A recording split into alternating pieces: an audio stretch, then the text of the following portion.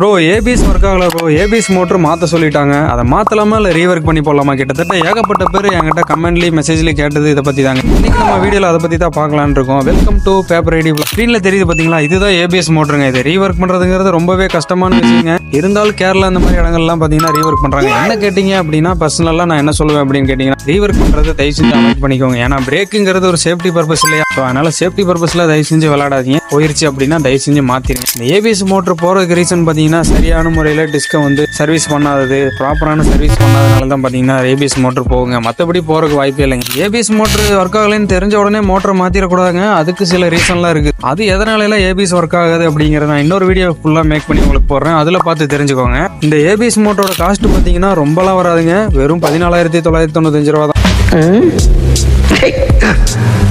ஏன் இப்படி பாக்குறாரு? தயவு செஞ்சு மோட்டரை மாற்றிக்கோங்க. இந்த மாதிரி பைக் ரிலேட்டடாக உங்களுக்கு ஏதாவது தகவல் தேவைப்பட்டுச்சு அப்படின்னா நம்ம வீடியோ ஃபாலோ பண்ணிக்கோங்க. யூடியூப்ல பார்த்துட்டு இருந்தீங்க அப்படின்னா சப்ஸ்கிரைப் பண்ணிக்கோங்க.